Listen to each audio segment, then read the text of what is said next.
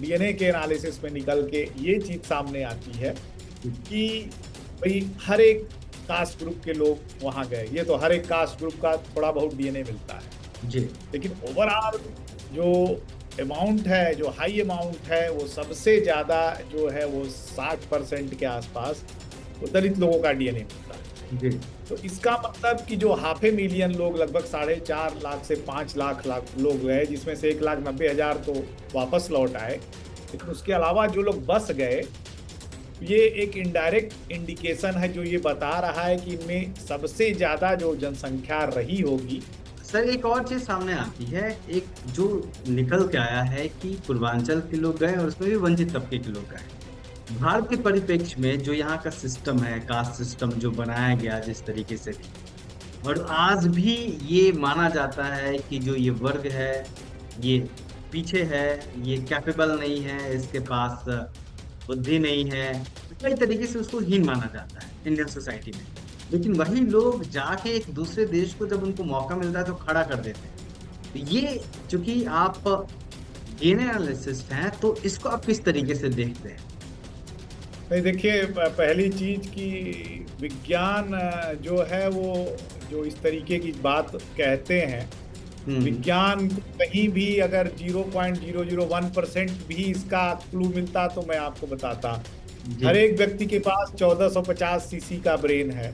हम्म। उसको अब कितनी अपब्रिंगिंग मिल रही है, कौन सी सोसाइटी मिल रही है, तो अब वहाँ क्या हुआ कि आप रैंडमली किसी को उठा के लेके गए, उसको समझ में आया कि हम अपने देश के बाहर हैं, हमको मेहनत करनी है, और उसने इतना मेहनत किया कि एक पूरा का पूरा देश जो है वो विकसित बन गया, है ना। हम्म। तो आप अगर मेन स्ट्रीम में रखेंगे लोगों को तो वो आपके जी। लिए काम करेंगे, लेकिन हम्म। अगर आप मेन स्ट्रीम से हटाएंगे उनको तो वो आपके लिए क्यों काम करेगा। और देखिए, हिस्ट्री जो है जी। वो हमेशा कहीं ना कहीं कुछ ना कुछ जानबूझ करके जो है वो उसको ट्विस्ट किया गया है, लेकिन डीएनए हमारा है जो कि हमारी हिस्ट्री को बहुत करेक्टली बता पा रहा है। तो इस हम्म। बात को लोगों को समझना चाहिए। आज का जो भारत है, जी।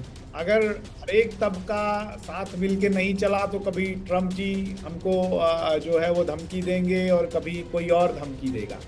तो जी। और सबसे बड़ी चीज जो ये निकल के आ रही है कि भाई आप हम लोग का पहले का रिसर्च देखेंगे जो हम लोगों ने कोल भील गोंड पे किया था, रामायण में ये 3 ट्राइब्स बड़ी कई बार मेंशन है, जी। और ये तीनों ट्राइबल पॉपुलेशन पूरे भारत की नींव बनाती है ना, जिसके हम्म। ऊपर पूरे भारत के डीएनए का फाउंडेशन बना हुआ है। तो जो लोग लिखे उनको क्या कहा जाए कि उनकी क्या सोच थी, भगवान जाने। लेकिन आज के परिप्रेक्ष्य में कहा जाए, जब हमारे पास डीएनए का डेटा उपलब्ध है, मैं भी बड़ा भ्रमित था। ऐसा नहीं कि मैं आपके सामने इतने खुले विचारों से बात कर रहा हूँ और प्रगति साफ करने बोल की। रहा हूँ, तो वो केवल डीएनए की देन है। नए तीवर के साथ आ रही है आपकी पसंदीदा मासिक पत्रिका दलित दस्तक। हमारा लक्ष्य है 1,000 नए सब्सक्राइबर। आज ही लीजिए अपनी वार्षिक सदस्यता सिर्फ 1,200 रुपए में। नीचे दिए गए नंबर पर आज ही संपर्क करिए या व्हाट्सएप करिए।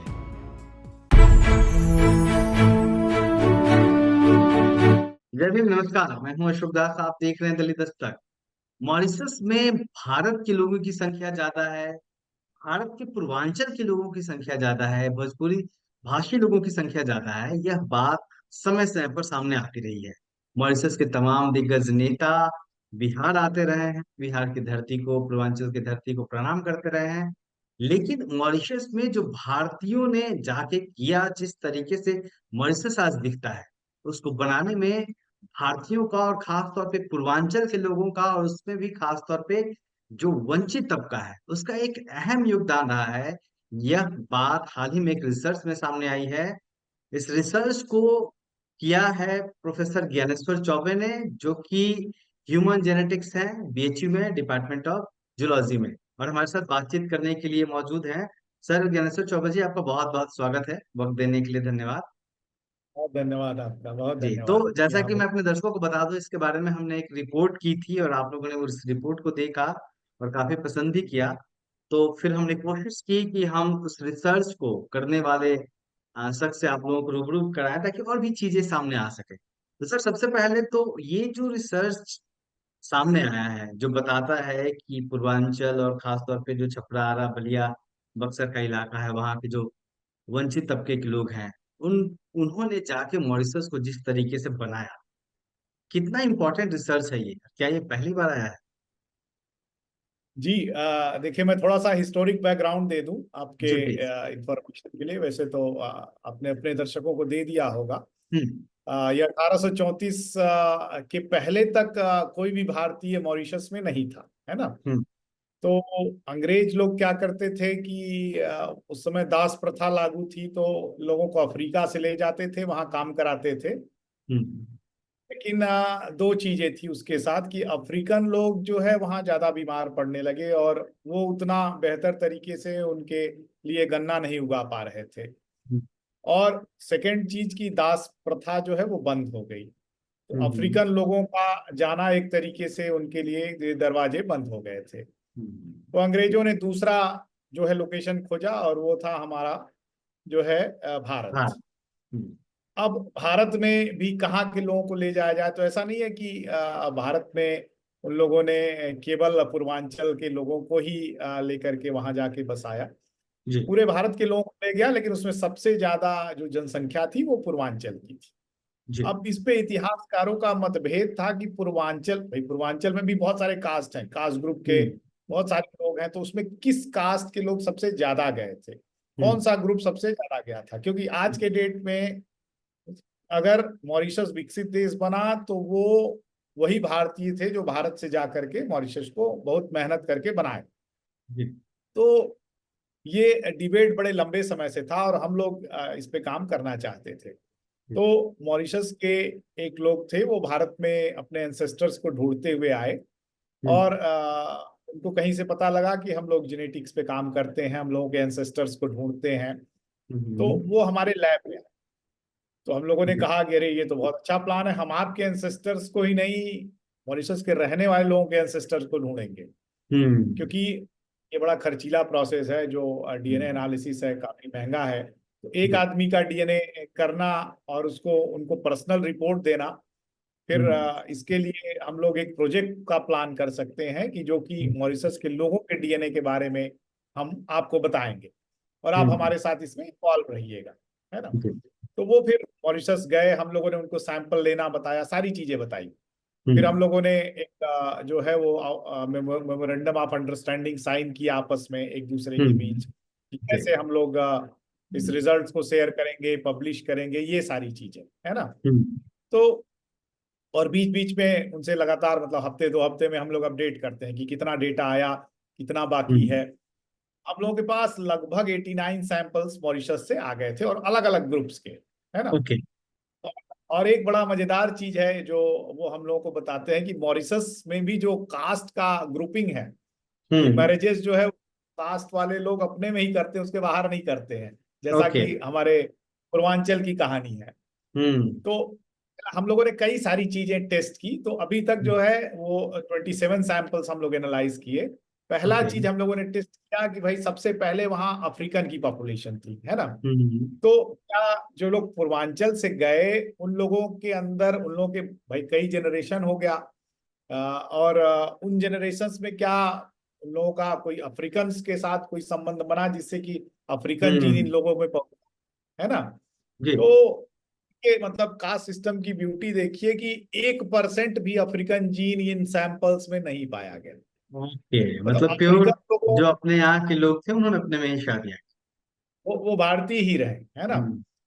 और उसके अलावा जो है वो इवन उनमें भी ग्रुपिंग हुई, और जो हम्म। अब डीएनए के एनालिसिस में निकल के ये चीज सामने आती है कि भाई हर एक कास्ट ग्रुप के लोग वहां गए। ये तो हर एक कास्ट ग्रुप का थोड़ा बहुत डीएनए मिलता है, जी।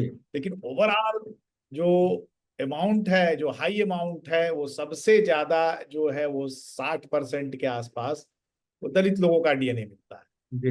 तो इसका मतलब कि जो 500,000 लोग, लगभग 4.5 लाख से 5 लाख लोग गए, जिसमें से 1,90,000 तो वापस लौट आए, लेकिन उसके अलावा जो लोग बस गए, ये एक इनडायरेक्ट इंडिकेशन है जो ये बता रहा है कि इनमें सबसे ज्यादा जो जनसंख्या रही होगी वो दलितों की रही है ना। आपने एक चीज कही कि इतने लोग वापस लौट आए, इतने लोग गए थे, वो जरा फिगर हमें बताएं प्लीज।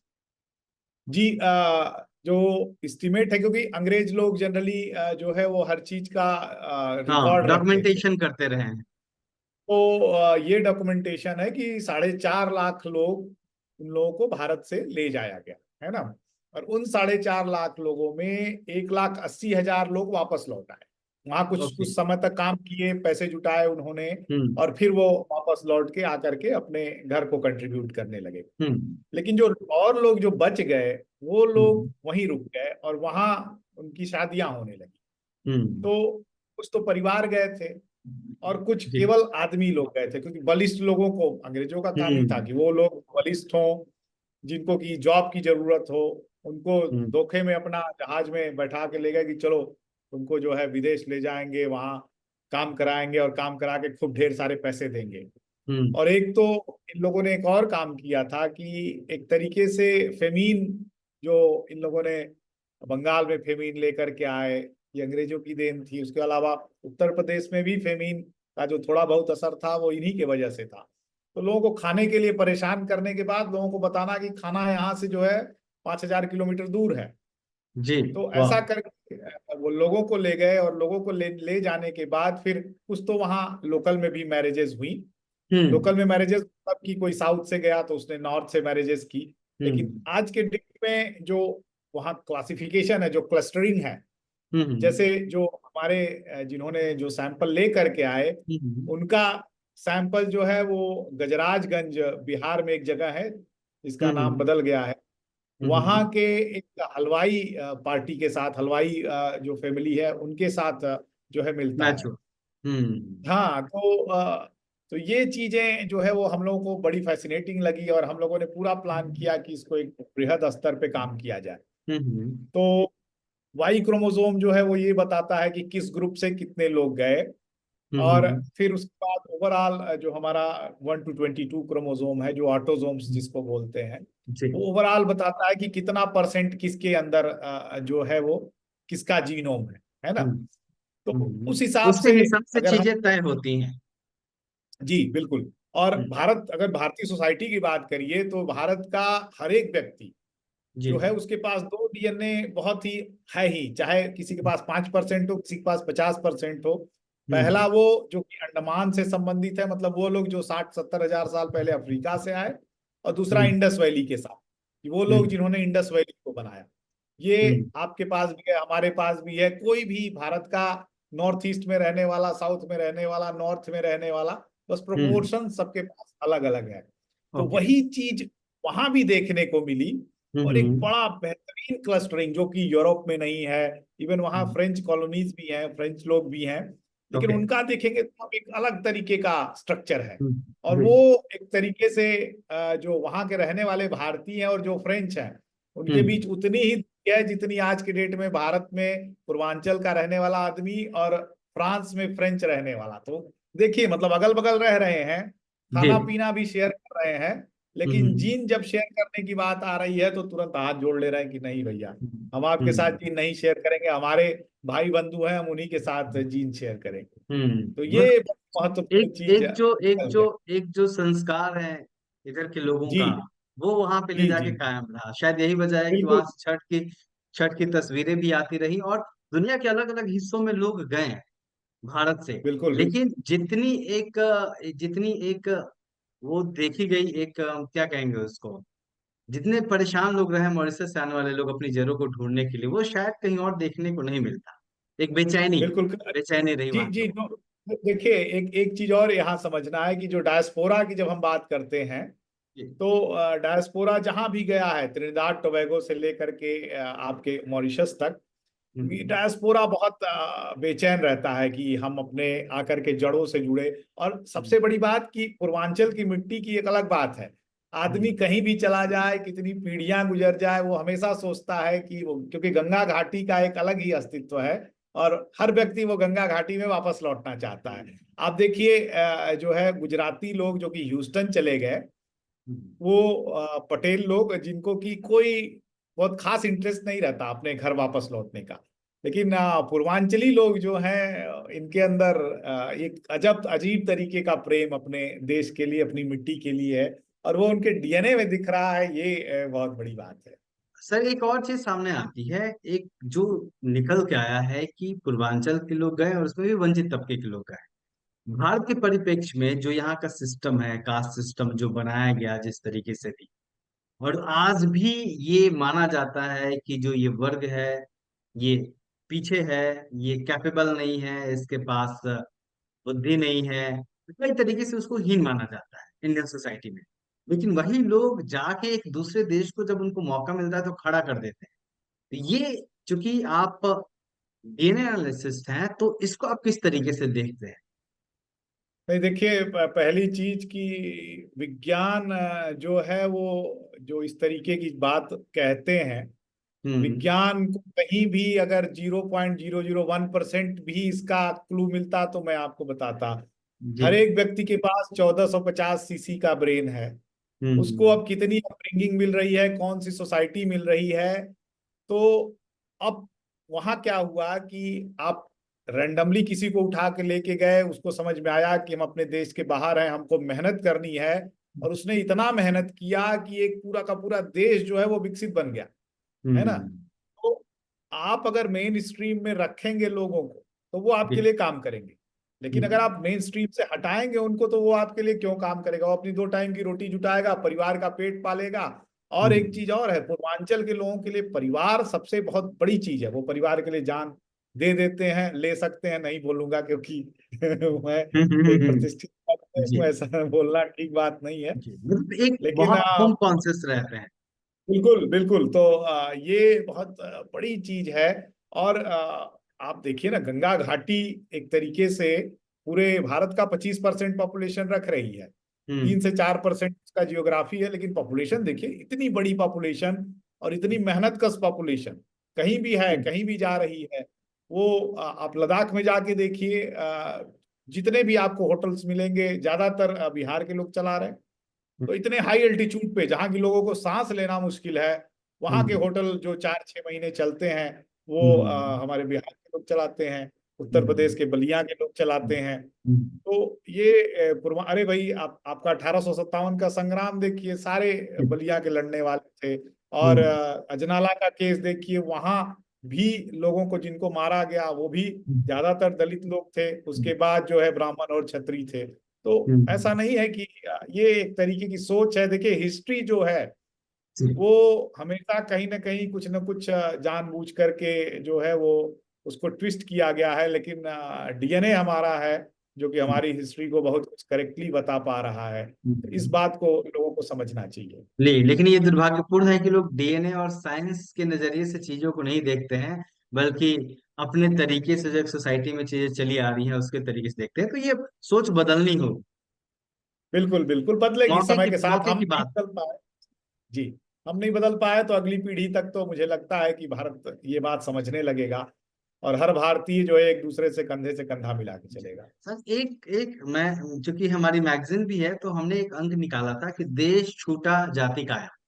बहुत पुराना अंक है। जो जातियां गई वहां से, उस उन्होंने अपना अस्तित्व बचा के रखा। आपने भी अपनी बातचीत में पहले सवाल के जवाब में ये बात कही। आज मॉरिशस में चूंकि भारत से तमाम वर्गों के लोग गए हैं, हालांकि वंचित तबके के लोग ज्यादा हैं, 55% है जो आप लोगों के रिसर्च जी। में सामने आया है। हम्म। कास्ट कितना एग्जिस्ट करता है वहां आज के वक्त में? अरे, वहाँ का कास्ट मतलब आप अगर कभी वो आएंगे, मैं आपको कनेक्ट करूंगा, उनके साथ बात जी। करिएगा। जी। वहाँ कास्ट इवन भारत से भी ज्यादा वहाँ कास्ट का एग्जिस्टेंस है आज के डेट हम्म। में। ओ। और मैरिजेस के ठीक है, वहाँ जो है जो शेयरिंग है, खाने की शेयरिंग है, और पैसे की शेयरिंग है, बिजनेस की शेयरिंग है, सब कुछ करता है आदमी। जहाँ हम्म। शादी की बात आती है वहाँ जो है तुरंत कास्ट का डिस्क्रिमिनेशन, डिस्क्रिमिनेशन क्या कहें, कास्ट में अपनी, कि हम कास्ट में ही अपनी शादी करेंगे। हम अपने हम्म। जो सीख करके हम भारत से गए हैं उसको हम मेंटेन रखेंगे। ये चीजें अभी भी वहाँ बहुत और बहुत ही स्ट्रांग है। और अगर इंटरकास्ट मैरिजेस की नौबत आती है तो क्या वो खुले दिल से स्वीकार करते हैं, क्योंकि अब वो विदेशों में बसे हैं, एक अलग दुनिया है उनकी? या फिर जो अब रवैया भारत में देखने को मिलता है वही वहां पे भी है? नहीं देखिए, यहाँ तो एक्सट्रीम है कि मार देना, जान से मार देना जी। और इस जी। तरीके की चीजें जी। हैं। और वहाँ प्रत्येक व्यक्ति जो है वो भोजपुरी से जुड़ा हुआ है। ये बहुत बड़ी चीज है। ये सबसे भले ही वो इम्पोर्टेंट चीज। साउथ से गया, हाँ भले ही वो साउथ से गया वो भी भोजपुरी बोल रहा है, वो फ्रांस से गया वो भी भोजपुरी बोल रहा है। तो जो लिंगुआ फ्रैंका, मतलब वो लैंग्वेज जैसे पूरे भारत को आज के डेट में अंग्रेजी जोड़ रही है, क्योंकि हम्म। कोई भी भाषा आप बोलिए लेकिन अंग्रेजी एक दूसरे से लोग समझ जी जाते हैं। जी जी। वही वही हालत मॉरिशस में है कि भोजपुरी जो है वो सबसे हम्म। ज्यादा बोली जाने वाली भाषा है। लोग जी एक दूसरे बिल्कुल। से अगर, जी बिल्कुल, और कहीं ना कहीं इसने भी मुझे अंदर से पुश किया कि मैं आपसे बात करूं, क्योंकि मतलब मेरा नेटिव प्लेस भी बिहार है, छपरा जिला है, और गोपालगंज में मेरी पैदाइश है। तो वो मैं और जानना चाहता था इस चीज के बारे में, भोजपुरी भाषी होने के नाते भी, लालगंज कि किस से जो तरीके है से। वो 30-32 किलोमीटर है वो गजराजगंज, जी आपके अच्छा। बगल में ही। ओके ओके जी जी जी जी जी ओके। जी। तो तो ये गोसाई लोग हैं रिसर्च। वहाँ। जी। जी जी, के तो साथ वो आने जुड़े वाले हुए हैं। आने वाले दिनों में ये रिसर्च अभी पूरा हो गया है, या फिर आने वाले दिनों में आप लोग इस रिसर्च को और आगे लेके जाना चाह रहे हैं, और क्या क्या अभी आना सामने बाकी है? जी बिल्कुल, देखिए दो तीन चीजें अभी हैं जो हम लोग का मुख्य उद्देश्य ये था कि जैसे होता है कि एक ह्यूमन की सोसाइटी होती है तो उसमें कुछ डिजीजेस जो है वो उसी सोसाइटी में रन करती है।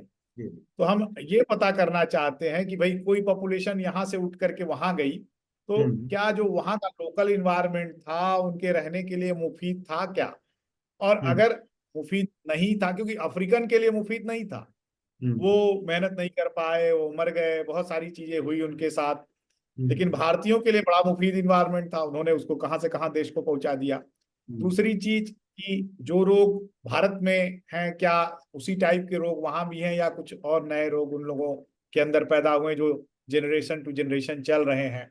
तीसरी चीज कि वो जो हमारे 100+ सैंपल्स हैं उन सब सैंपल्स को एनालाइज करना और हम्म देखना कि भारत में हर एक तबके का परसेंटेज में कितना हम्म कंट्रीब्यूशन है। पूर्वांचल हम्म, का तो भाई लिखा भी है, हिस्ट्री में भी है, जी जेनेटिक्स में भी मिल रहा है, लेकिन जी। ये फिर हम क्वांटिफाई कर पाएंगे कि कितना हम्म कंट्रीब्यूशन किसका है। और हम्म वो लोग जो क्लेम करते हैं उनके लिए हम एक प्लेटफॉर्म भी प्रोवाइड करेंगे कि वो हम्म हमारे डेटाबेस के साथ जब चाहें अपने डीएनए को एनालाइज करके पता कर हम्म सकते हैं कि जिनको वो क्लेम कर रहे हैं। क्योंकि होता क्या है, कई फैमिलीज वहां से आई तो हम्म, कुछ कुछ लोग जो है गलत, मतलब उनको क्लेम, भाई इमोशन बहुत ज्यादा है, कुछ जी। लोग गलत क्लेम करके उनको लूट लिए। तो हम्म तो ऐसी चीजें होती हैं। तो वो जी। चीजें नहीं होंगी जब हमारा एक बड़ा डेटाबेस तैयार हो जाएगा, और हम्म लोगों को ये बड़ी आसानी हो जाएगी अपने पुरखों को खोजने में। अच्छा सर, आप लोगों ने इस रिसर्च के दौरान क्या कुछ ऐसे मामले भी आए कि कुछ परिवार ढूंढते हुए आए, और आप लोगों की वजह से वो मिल गए, यहाँ अपनी जरूरत तक पहुंच पाए? जी बिल्कुल, जिनका मैं उदाहरण दे रहा हूँ वो तो हैं ही। उसके हम्म अलावा एक पवन जी हैं लखनऊ के, वो हम्म। 3 और फैमिलीज को लेकर के आए थे।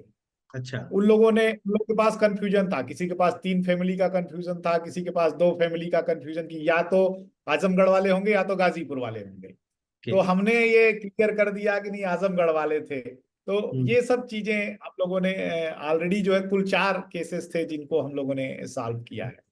उनको ओके। एग्जैक्टली अपने परिवार से जो उनके लंबे समय से बिछड़े हुए लोग थे हम्म उनसे मिलाया। अच्छा, एक चीज और है, आप बड़ी इंटरेस्टिंग मानेंगे जी। कि पूर्वांचल के भाई सीधे साधे लोग हैं, तो हम्म। उनको लगता है कि विदेश से कोई आ रहा है, कहीं ऐसा ना हो कि हमारी जो 1 आध बीघे की जमीन है उस पे न हाँ, क्लेम उसको कर दे। बंटवारा करने के लिए आ रहा हूँ। हम इतने साल पहले गए थे, अब हम आ गए हैं, हम्म हमारा जमीन दे दो।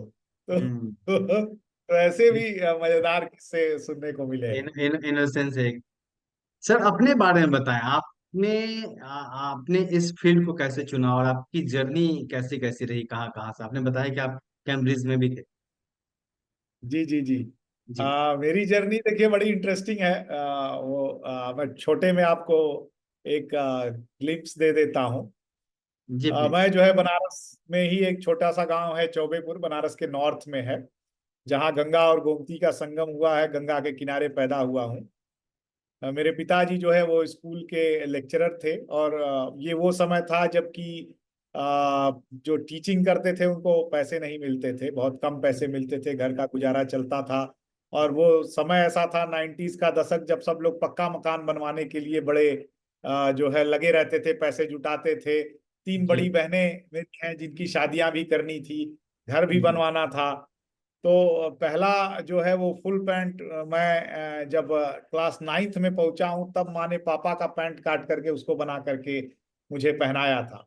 तो वो हम्म। एक अलग समय था, जब हम्म। साइकिल भी जो है वो कैंची लोग चलाते थे सीखना, सही मतलब बात है, उस हाँ। समय बस हम लोग लास्ट जनरेशन है कैची साइकिल चलाने। जी जी जी जी। तो मैं फिर अपने गांव के स्कूल में गया, पढ़ाई किया प्राइमरी स्कूल में। और मैं आपको एक जस्ट एग्जांपल दे रहा हूँ कि वहाँ हम लोग क्रिकेट खेलते थे, वहाँ मुसहर लोगों के बच्चे थे। जी। और मुसहर लोगों के बच्चे एक अलग भाषा में बात करते थे। हम्म। तो मैं जब इस एरिया में काम करने आया, तो मैं वहीं से मेरे दिमाग में था कि कुछ ना कुछ भाई मुशहरों का डीएनए कुछ स्पेशल है। और हम लोगों ने हम्म। काम किया, वो एक बहुत बड़ा रिसर्च था जिसको जा करके मैं जो है वो नेशनल जियोग्राफी के हेडक्वार्टर में जो है वो वहाँ पब्लिश किया था और वहाँ लोगों को ओके। समझाया था। क्या था और वो वो सर? एक कि मुसहर लोग हैं कौन, है ना, ओके। और ये कहाँ से आए, कैसे फैले, ये सारी चीजें। ओके, उस पे अलग से बात करेंगे आपसे। और एक एक एक दूसरी कहानी है, नहीं जी तो फिर जी हम जी। डेविएट हो हाँ। जाएंगे। हाँ। जी, फिर उस पे अलग से। हाई स्कूल तक मैं अपने गांव के स्कूल में पढ़ा। उसके बाद हम्म। फिर मैं बनारस आया, यूपी कॉलेज, एक जो है कॉलेज है जहां मैं 10+2, उसके बाद बीएससी किया। फिर उसके बाद मैं जो है फिर बायोटेक्नोलॉजी में एडमिशन लिया, पूर्वांचल हम्म। विश्वविद्यालय जौन। जी। और वहां काम करते हुए बीएचयू में आया मैं एक ट्रेनिंग करने के लिए, जो ड्रोसोफिला मक्खी एक तरीके की होती है, उस पे हम्म। 4-5 महीने खूब काम किया। बड़ा अच्छा लगा मुझे लगा कि ये मक्खियां ही मेरी पूरी भविष्य है, मैं ओ। इसी पे पीएचडी करूंगा, एक बहुत अच्छा काम हम्म। करूंगा।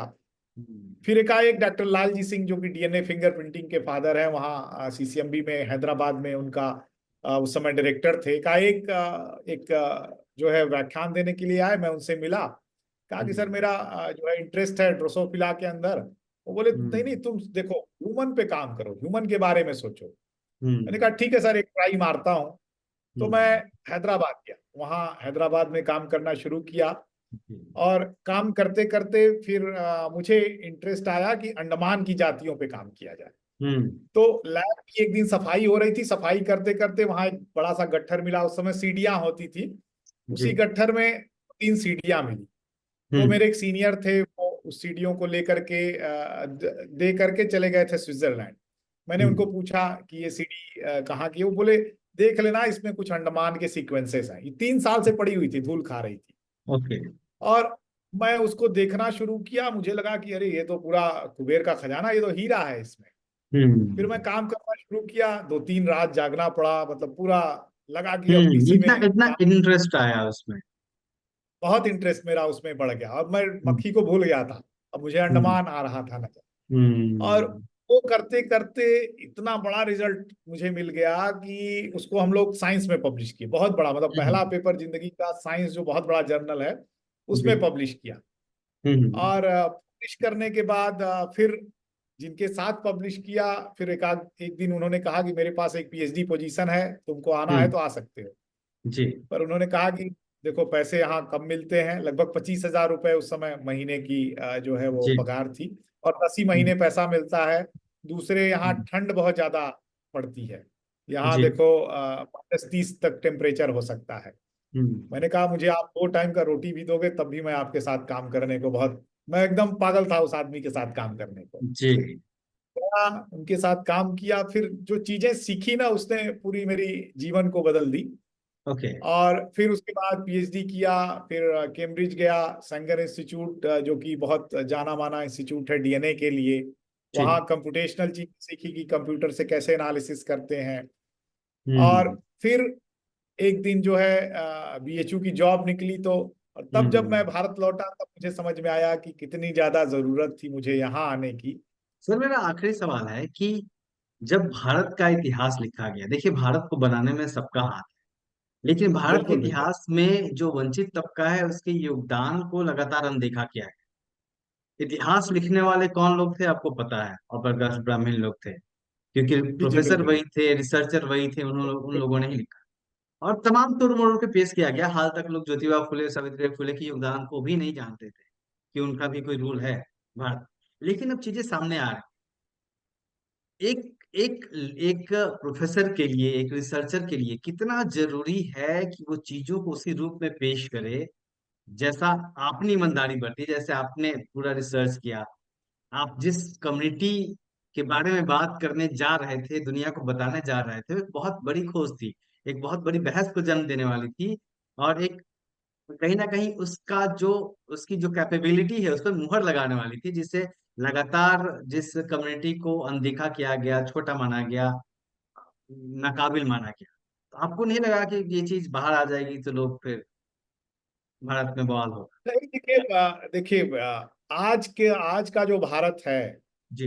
अगर हर एक तबका साथ मिलके नहीं चला तो कभी ट्रम्प जी हमको जो है वो धमकी देंगे और कभी कोई और धमकी देगा। तो जी। और सबसे बड़ी चीज जो ये निकल के आ रही है कि भाई आप हम लोग का पहले का रिसर्च देखेंगे जो हम लोगों ने कोल भील गोंड पे किया था, रामायण में ये 3 ट्राइब्स बड़ी कई बार मेंशन है।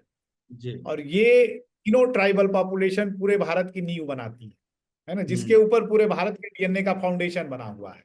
हम्म। तो जो लोग लिखे उनको क्या कहा जाए कि उनकी क्या सोच थी भगवान जाने। लेकिन आज के परिप्रेक्ष्य में कहा जाए, जब हमारे पास डीएनए का डेटा उपलब्ध है, मैं भी बड़ा भ्रमित था। ऐसा नहीं कि मैं आपके सामने इतने खुले विचारों से बात कर रहा हूँ और प्रगति साफ करने बोल की। रहा हूँ, तो वो केवल डीएनए की देन है। वो इस हम्म। काम की देन है जो मुझे ये बताता है कि जो है 6,000 साल पहले मेरे और एक संथाल के दादाजी एक ही थे। हम्म। और एक कोया पॉपुलेशन है, 18,000 साल पहले उसकी और मेरी दादी एक ही थी। हम्म। ठीक है, जो साउथ में रहती है। तो हम्म। इसका मतलब है कि भैया मैं भी, मेरे भी एंसेस्टर्स दलित तबके से ही निकल के आए हुए हैं। हम्म। तो ये इस तबके को, या इस ये लोग जो दो लोगों के बीच में कहीं ना कहीं एंसेस्टर जाते, भाई हम लोग तो 60-70 हजार साल पुरानी स्टोरी लिखते हैं, जब आपका कास्ट सिस्टम ही नहीं था। तो सही बात। इसका मतलब है कि सारे भारतीय लोग वो जब एक तरीके का डीएनए शेयर करते हैं, हम्म। जो पहले खून में लोग खून की बात करते थे, अब डीएनए की बात करते हैं। लेकिन जी। उस डीएनए को आदमी को समझना चाहिए ना कि भारतीय लोग हैं कौन, हर एक हम्म। भारतीय के अंदर किसका डीएनए है। जी। तो भाई अगर आप, और आप अब मान लीजिए आज का जो समय है वो जो है वो ये 15 दिन का जो होता है वो ये होता है कि हम अपने एंसेस्टर्स को जो है वो एक रिस्पेक्ट दें, उनको पानी देना, उनकी जो है तिलांजलि देना, जलांजलि देना, ये सारी चीजें हम्म। करते हैं। हम्म। तो हर एक व्यक्ति का जो डीएनए है वो उसके एंसेस्टर द्वारा ही तो दिया हुआ है। भाई उन लोगों ने इतनी मेहनत की, तब ना आज के डेट में हम जिंदा हैं। तो वो हम्म। एंसेस्टर्स का डीएनए हमारे अंदर है, और हम अपना डीएनए से अपने एंसेस्टर्स को जोड़ते हैं। जी। तो व्यक्ति को ये समझना चाहिए कि उनके पुरखों ने इतनी मेहनत करके इतने बड़े देश को भी संभाला है और इतने बड़े आपको भी संभाला है। तो आपका अस्तित्व जो है वो इनकी उनकी वजह से है। एंसेस्टर नहीं होते तो हम कहाँ से होते। जी। तो देखिए समय के साथ चीजें निकल करके बाहर आ रही हैं, और लोग धीरे धीरे इसको अब मानेंगे। मानना ही है, उनकी मजबूरी है, या तो मजबूरी में या तो खुशी खुशी। जी। तो कुल मिला के बात यह है कि विज्ञान पढ़ना जरूरी है, ना कि गुरुकुलों में जाना, जैसा कि भारत को आज के वक्त में ले जाने की कोशिश की जा रही है। दौर विज्ञान का है, और एक विज्ञान किस तरीके से एक व्यक्ति की सोच को बदल देता है, उसका जीता जाता उदाहरण जो है ज्ञानेश्वर सर चौबे जी हैं, जिन्होंने बातचीत की हमसे। सर बहुत बहुत शुक्रिया आपका, आपने बहुत विस्तार से हाँ, बताया। और आपकी जर्नी भी निश्चित तौर पे हैट्स ऑफ टू यू। आपने बहुत मेहनत करी, आपकी अपनी लाइफ जर्नी रही है, और जो खोजें आपने करी है ना, वो निश्चित तौर पे समाज को एक नई दिशा देगी और लोगों को अलग तरीके से सोचने के लिए मजबूर करेगी। तो देखते रहिए दलित बिल्कुल दस्तक। और मुसहर समाज का जो हिस्ट्री है जिस पे आप बात कर रहे थे, एक वीडियो और बनाएंगे आपके साथ, हम लोग उस पर बात करेंगे। बिल्कुल फिलहाल बिल्कुल। फिलहाल ये वीडियो कैसा लगा हमें जरूर बताइए। देखते रहिए दलित दस्तक। जय हिंद।